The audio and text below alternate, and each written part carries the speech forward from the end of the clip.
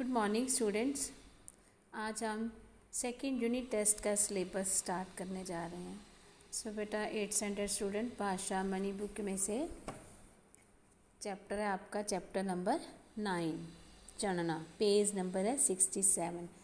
इसके बारे में बेटा हम पढ़ेंगे। बेटा आप लोग जानते हो कि राजस्थान में सदा से ही क्या है, पानी की कमी रही है। ये तो आप लोगों को मालूम ही है। ऐसे में यदि वर्षा ना हो तो खेत क्या है, सूख जाते हैं। सूखे की मार झेल रहे आदिवासी गांव का एक किसान है चन्ना। उसे आशा है कि वर्षा जरूर होगी। इस कहानी में आदिवासियों के घर और उनकी अतिथि सेवा का सुंदर वर्णन किया गया है। बेटे चन्ना जो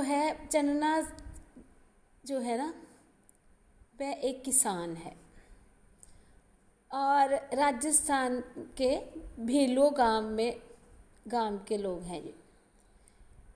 उस गांव में क्या है, समाचार पत्र कार्यालय की ओर से लेखिका को अकालग्रस्त क्षेत्रों का क्या है, दौरा करने के लिए जाना पड़ता है।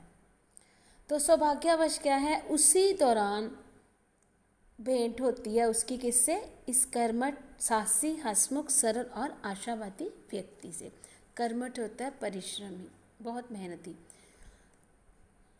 तो तब से क्या है, आज तक जीवन में क्या है, कठिनतम संघर्षपूर्ण क्षणों में भी वो जो चन्ना है लेखिका का क्या बन गया है, आदर्श बन गया है। उस गांव में भीलों के लगभग 40 घर थे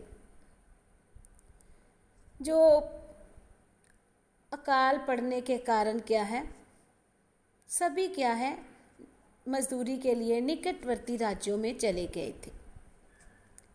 बस रह गए थे कुछ लोग चन्ना जैसे। चन्ना जो था वह बहुत ही मेहनती लड़का था, परिश्रमी था।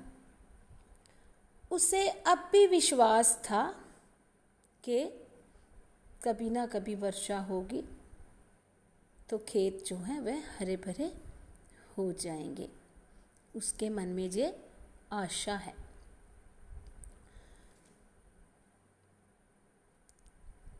सूखी धरती में लगातार फावड़ा चलाता चन्ना अपने काम में इतना तल्लीन हो जाता था कि किसी की उपस्थिति, कोई उसके पास आ जाता था, उसे ये भी आभास नहीं होता था।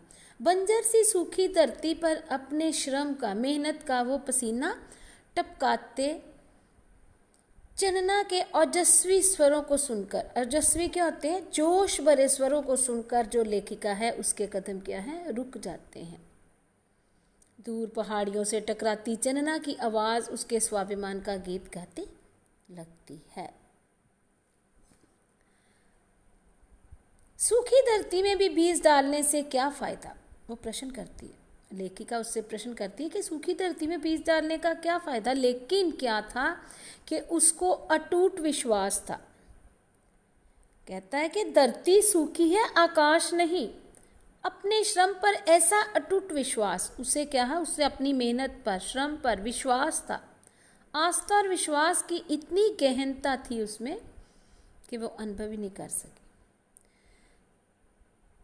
तो चन्ना के जो कथन है वो क्या है, उसके मन में जो है आज भी क्या है, गूंजते हैं। बाहर से साधारण सी दिखने वाली झोंपड़ी में प्रवेश कर लेखिका जो है वह सन रह गई। लेखिका को वो अपनी झोंपड़ी की ओर ले जाता है ना, तो झोंपड़ी की दीवारों जो है वे गेरू और चूने से, हाथी, घोड़े, मोर तथा फूल पत्तियों से, कलात्मक चित्र से बनी थी, मानो किसी निपुण कलाकार ने उन्हें अपनी कुंची से रंगा हो। झोंपड़ी के भीतर की दीवारों पर मिट्टी की लिपाई से क्या था, अंकित कलात्मक भित्ति चित्र भी। जमीन पर बिछी चटाई और कोने में रखा कुटी मिट्टी से बना बड़ा सा बर्तन, 2-4 बर्तन, चूल्हा और एक पोटली, यही थी चन्ना की कुल पूंजी। तो चन्ना से को क्वेश्चन पुट करती है, ये किसने बनाए हैं, तो ये सुनते ही वह कल्पना लोक में पहुंच जाता है। उसी ने सब बनाया था भाई साहब। वह अपनी पत्नी की ओर संकेत करते हुए कहता है, जो कि 2 साल पहले क्या थी, राम जी को प्यारी हो गई थी, भाव कि वो इस दुनिया में नहीं रही थी। बेटा भी साथ ले गई, कहता है बेटा भी साथ ले गई थी, मतलब कि वो ईश्वर को प्यारे हो गए थे। बांस की शाल से क्या टोकरे, क्या चटाइयाँ बुनती थी, मतलब कि वो अपनी पत्नी की हर खूबी को अच्छे से विस्तार से लेखिका को बता रहा है। उसका गुदा हुआ चेहरा ऐसा फूल सा दिखता था, धानी धानी होता बेटे, गांव के लोग देखते ही रह जाते थे। चंदना उस समय अपने सुनहरे अतीत में तल्लीन था। अब उसकी आवाज़ में जादू था। चंदना बोलता चला जा रहा था और वह अपनी अतीत की स्मृतियाँ होती हैं यादें, अपनी यादों में खो जाता है। एकाएक चन्ना उठा और झोंपड़ी में एक और रखी चक्की के समीप रखे बर्तन की ओर बढ़ा। बर्तन से लुढ़काकर क्या है, माड़ निकालता। बेटे ये माड़ है। माड़ क्या होता है, पकाए गए चावल का गाढ़ा रस। कटोरे से माड़ लिए नज़दीक आ बैठा। कहता है कि मैं दिन भर इसे ही पीकर दिन काटता हूँ। वो इसी से अपना जो है निर्वाह करता है। हफ्ते में क्या है, सरकारी जीप उन्हें 2 किलो दाने दे जाती है और उसी से को वह पीस कर अपना निर्वाह करता है।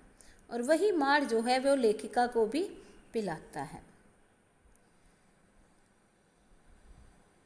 मन में आदिवासी भीलों के प्रति अनोखा सादर का भाव पैदा हो जाता है, क्योंकि वो उसकी बड़ी इज्जत करता है, आदर सत्कार करता है, मान सम्मान करता है। जीवन की मूलभूत आवश्यकताओं का भी अभाव जिसे नहीं खटकता। गेरुए वस्त्र दान करने वाले किस सन्यासी से भला कम है क्या ये चन्ना। तो सुदामा के चावलों की सी मधुरता की महक जो है उस ठंडे माड़ में से आ रही थी। बेटे अतिथि का सत्कार करना हम सब का परम कर्तव्य है। हमारा भी यही कर्तव्य बनता है। अतिथि होता है मेहमान, जो घर में आ जाता है हमारे, वो मेहमान होता है हमारा। तो हमें उसका आदर सम्मान करना हमारा परम कर्तव्य है। सबसे पहला कर्तव्य हमारा क्या बनता है, अतिथि का सम्मान करना, जिस तरह से इस चन्ना ने उस लेखिका का किया है। तो समय बीतता जाता है। तो क्षेत्र में हो रहे सड़क और पुल निर्माण की प्रगति संबंधी समाचार के सिलसिले में पत्रकारों का दल दक्षिणी राजस्थान के दौरे पर था। जीप सड़क के किनारे रुकी थी कि चाय का आनंद ले रहे थे सब। तभी क्या था, एक व्यक्ति सांवला सा था, वह जीप की ओर दौड़ा रहा था। भाई साहब, वो उसे पहचान जाता है लेखिका को और उसे पुकारता है। तो लेखिका से पूछती है कि तुमने ये क्या हाल बना रखा है। चन्ना की आंखों में क्या थी, चमक थी, तेज था। तो वह बोलता है कि दिन फिर गए सो यहाँ आना पड़ा। पेट भर अनाज नहीं और दिन भर काम की मार। कहाँ तक सह सकती थी ये बूढ़ी हड्डियाँ, क्यों वह बीमार पड़ जाता है। कहता है मैं बहुत बीमार हो गया था, उसे ताप चढ़ जाता है और उसे सरकारी अस्पताल में भर्ती करवाया जाता है। जो गांव के लोग थे उसे घबरा जाते हैं और वह उसे भर्ती करवा देते हैं। ना जाने कैसे पड़ा होगा मेरा घर। 2 क्यारियाँ हरी भरी थी, वह भी सूख गई होंगी। तो क्यारियाँ हरी भरी कैसे चलना। कहता है कि मैं घड़ा घड़ा पानी भर कर, वो अपनी मेहनत से काम करता था बच्चों। वो खेत की एक भी क्यारी ही क्यों ना हो, 10-20 मक्के के पौधे ही क्यों ना हो, वह बहुत ज़्यादा मेहनत करता था। चन्ना कहता जा रहा था, भाई साहब मुझे मेरी धरती बुलाती है। कि उसे वहीं उसी गांव के जो चित्र थे जहाँ पर उसने अपना सारा जीवन बिताया, वो उसके इर्द गिर्द ही क्या है, रात को भी घूमती रहती है। तो इसमें बेटा लेखिका ने ना उसको कुछ पैसे देने चाहे हैं, चन्ना को कुछ रुपए देने चाहे हैं, लेकिन वो बहुत स्वाभिमानी था। उसने उससे पैसे लेने से क्या कर दिया था, साफ मना कर दिया था। कहता था कि मैं आज भी मजदूरी करके अपना पेट भर सकता हूँ। स्वाभिमान और देश प्रेम की ऐसी अद्भुत मिसाल देखकर चन्ना मन ही मन लेखिका के मन में क्या आता है कि चन्ना को प्रणाम करने का उसका जी चाहता है कि हम सब की आंखें आकाश की ओर उठी। आकाश में कहीं कहीं घटाएं दिखाई पड़ रही थी कि इन काली घटाओं के मध्य एक दृश्य उमड़ता मुझे दिखाई दे रहा था। लहलहाते खेतों में करमत गीत गाता प्रसन्न चन्ना।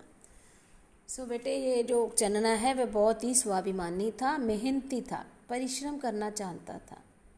तो हमें भी बेटा इस चैप्टर से यही सीख लेनी चाहिए कि हमें भी क्या है, मेहनत करनी चाहिए। सो बेटा, इस लेसन को, इस चैप्टर को आपने अच्छे से रीड कर लेना सारे को। एक बार फिर से इसको, इस लेसन की जो रीडिंग है अच्छे से करना, चन्ना चैप्टर की, और साथ में इसके वर्ड मीनिंग लर्न कर लेना और कॉपी पे राइट कर लेना। धन्यवाद।